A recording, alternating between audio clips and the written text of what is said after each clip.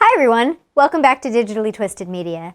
I'm Jenny, and today for my comic review, I want to talk about a couple different comics, but they are from the same universe. And this universe is the Edgar Rice Burroughs universe.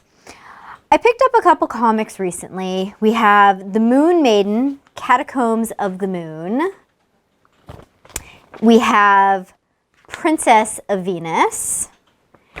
And for comparison, which you'll see what I mean later, I also have Carson of Venus and Warlord of Mars. This is a team up. So these comics are put out by American Mythology Productions. They are not put out by Dynamite like I originally thought actually when I picked them up, because the other Deja Thoris and John Carter comics that I have are put out by Dynamite. So these are by a different company. I got them though because I really enjoy Warlord of Mars, Princess of Mars, that whole universe that takes place on Barsoom, and just also really the idea of traveling to different planets and seeing what the culture and the environment and just, you know, the people and what it would be like. You know, ever since I was a kid, I loved, you know, learning about the different planets and then just kind of in my mind like romanticizing what it would be like to live on these other planets. So when I saw that, oh, there's a Venus series, there's a Moon series, I was really excited because these are two planets that I definitely have really romanticized in my mind about what the culture must be like there, what people would be like living there, what it looks like. To me, they're both very magical planets. So I was very excited when I picked up these two comics. But the reason why I'm going to combine the two of them in the review is because, honestly, I'm probably not going to read the rest of the series. And I'm going to tell you why. First off, in Deja Thoris and John Carter, Warlord of Mars, Princess of Mars, that whole original kind of Edgar Rice Burroughs world that takes place on Barsoom, what we have on Barsoom really makes sense when you consider Mars as a planet and kind of like the mythology behind Mars, what Mars stands for. You know, it's the red planet. It's ruled by Ares. You know, he's the god of war. There's a lot of, you know, just that aggressive energy associated with it. Also, Mars as a planet, it's one that's very similar to Earth, except it has no water. This has been something that we've been investigating for, you know, most of my life at least, is there water on Mars somewhere, sending the rovers up there. So the image of Barsoom that we get in the series Princess of Mars, Warlord of Mars, etc., it makes sense. You know, the planet has a huge water crisis. You have all these different tribes that live on it that are fighting for resources, that are fighting for water. The whole big kind of technological quest and achievements on Barsoom revolve around creating water. And it makes sense for what that planet is. Even the way the different races are depicted. You know, Deja Thoris's people are more red-skinned, which goes along with our image of Mars as the red planet. It makes sense for this is a good vision of what Mars would be like. But I was very disappointed in these two comics, and I'm not really sure when it says Edgar Rice Burroughs universe. I'm not sure if this means it was actually written by Edgar Rice Burroughs or if somebody just did a spin-off of his work later on and this is their imaging. But I was very disappointed because neither of these planets really live up to what I would imagine the planet, well, the moon's not a planet, but, you know, Venus and the moon, they don't live up to kind of that mystery, that gentleness, that, you know, romantic nature that both of these planets actually have. You know, Venus is associated with Aphrodite, who's the goddess of love. And it's almost kind of like the opposite of Mars in a way. It's supposed to be more romantic, more feminine, more gentle, flowing, loving. But, you know, this world that I'm being shown in Princess of Venus is not really that at all. I'm actually being shown a very dark world with lots of plant life. There's nothing on this that screams to me that this takes place on Venus. This could very easily be taking place somewhere else on Earth. It just says Venus on the cover. Could be a city on Earth. There's nothing that screams Venus, you know. It's supposed to be a planet that's gaseous. It's kind of that, you know, blue color. It's not what I see in here, and that's just disappointing because then it doesn't align with that imagining of what it would be like to see a story take place on another planet.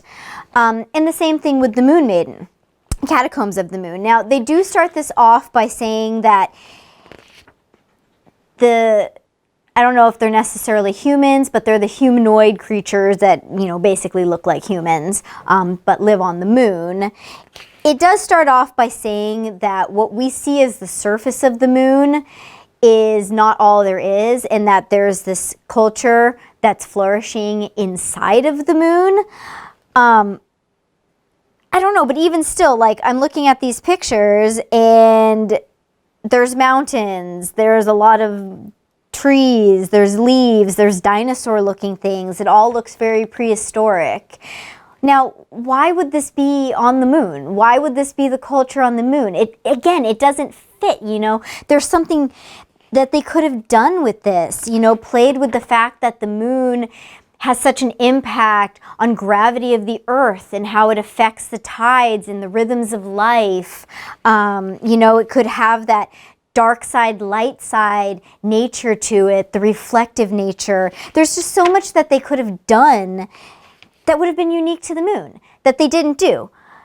And again, you know, I was disappointed because I didn't get that fantasy element of that. So, you know, enough complaining about that. Beyond that, my second disappointment with both of these stories, and really honestly, it's been my disappointment with so many comics that I've been getting lately.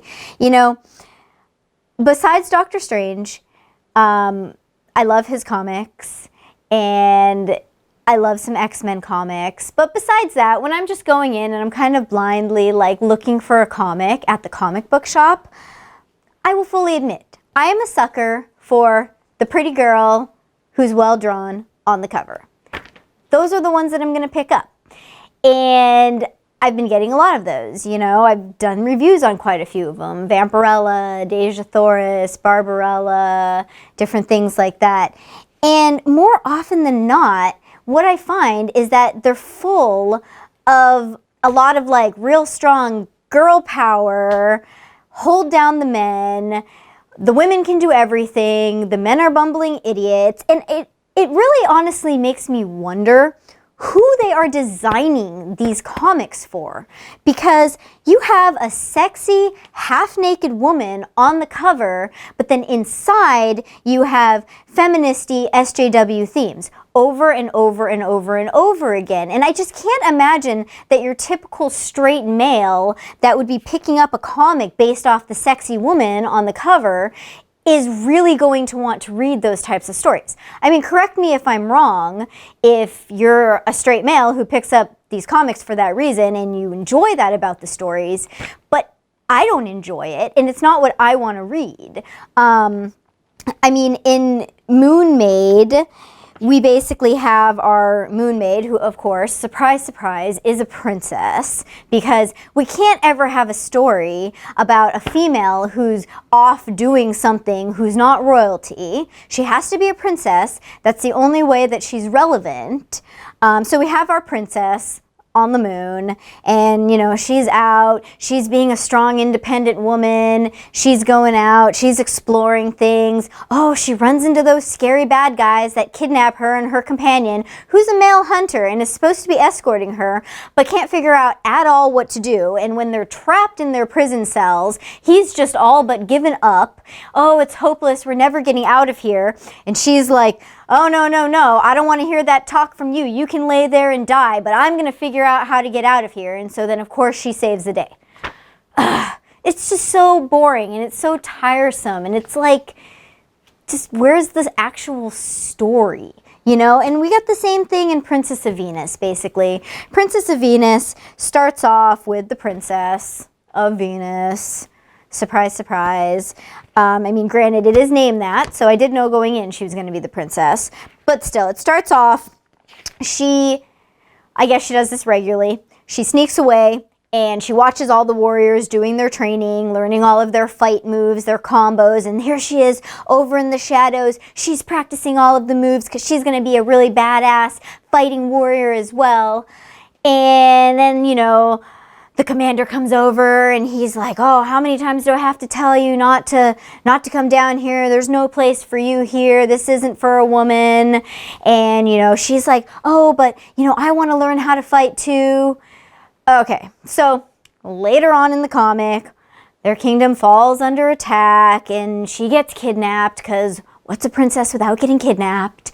So she's kidnapped, but she's able to fight off all of these like 10 pirates that are, you know, at least, I want to say probably at least 50 to 60 pounds heavier than her, more muscular than her. She can fight them all off, though, by watching these combat moves of the warriors doing their training every day. That's how she's able to get away. And we just see page after page after page of her taking down all of these men who look like they could literally just pin her down with one hand. But oh no, because she watched these combat moves at the beginning and she's been, you know, spying on this, she's just an unstoppable force and she can take on countless men who are mercenaries, who are pirates, who don't mind killing people, who do this for a living. But no, the princess can take them down and she manages to escape because she is just that amazing. And it's like, again and again and again, every time I get these comics that, you know, have a sexy woman on the cover, that's the story. And I'm just getting tired of it. And that's why I'm telling you that I don't even want to read the rest of these series, because I'm just very disappointed in this. And I honestly don't even really care what's going to happen next with either of these two females. I'm sure that they just school everybody that they come in contact with over and over again. They can do no wrong. They're the smartest. They're the strongest. Blah, blah, blah. It's boring. I want characters who are fallible. I want characters who mess up, who do things wrong, who doubt themselves, who can't just readily get out of any impossible situation that you put them in. Which is why I'm going to talk about the fact that I also picked up this Carson of Venus and Warlord of Mars crossover comic. And this one was way more enjoyable to read. I haven't read anything about Carson of Venus, but I have a feeling that he's probably pretty comedic. Just from his character in this comic, he seems like he's really funny. So, okay. This comic is stereotypical in a way as well, because these two men are enlisted, because they're heroes, to rescue a princess for another planet. Yes, of course, to rescue a princess, because what are Carson of Venus and Warlord of Mars most known for? Rescuing princesses, who now have their own spin-off comics that are garbage. But I digress.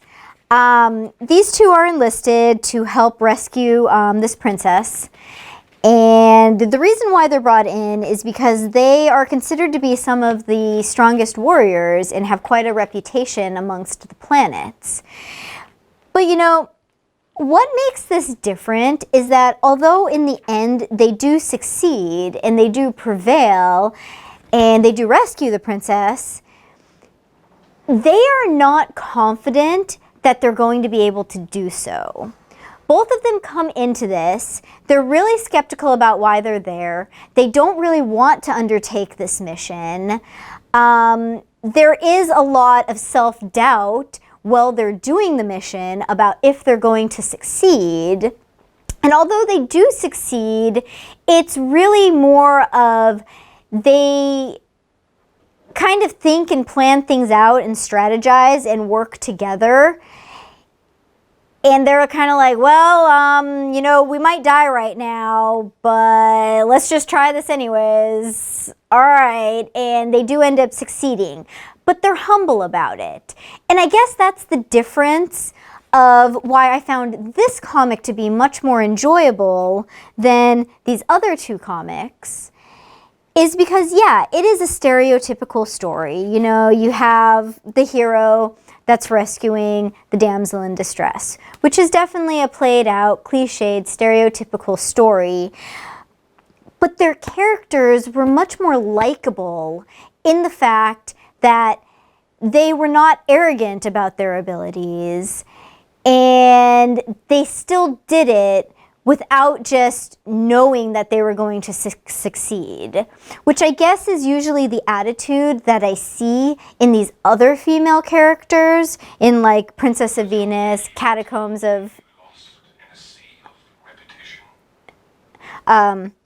which is what I usually see in these other comics like Princess of Venus, Moon Maiden, even really the Deja Thoris series to some extent. There's never really that sense of like we might not succeed, we don't know what we're doing, we're not confident in our abilities. They just like run the show, they know what the perfect thing to do is at every moment, and that's boring. You know, I know that Mary Sue is thrown out there a lot for those types of characters, and I don't like those characters. I want people to have to struggle and have to overcome their struggles in order to succeed, and not just succeed by virtue of the fact that they're a female.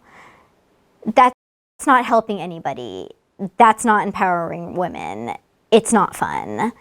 Stop doing it in your comics. I do want to check out some more Carson of Venus comics though, because he seems like he's a really funny character. The little bit of banter that was between him and John Carter, he definitely had like, you know, the comedy element about him. So I'd be interested in checking those out. But I'm probably going to stay away from the Princess of Venus because she just seems really one-dimensional. But let me know if you guys have read any of these or anything else from the Edgar Rice Burroughs universe, or if you know anything about this universe, because I do really like the idea of just exploring the type of life forms and kind of, you know, civil conflicts that are going on these other planets. But until then, I'll talk to you guys later. Have a nice day. Bye.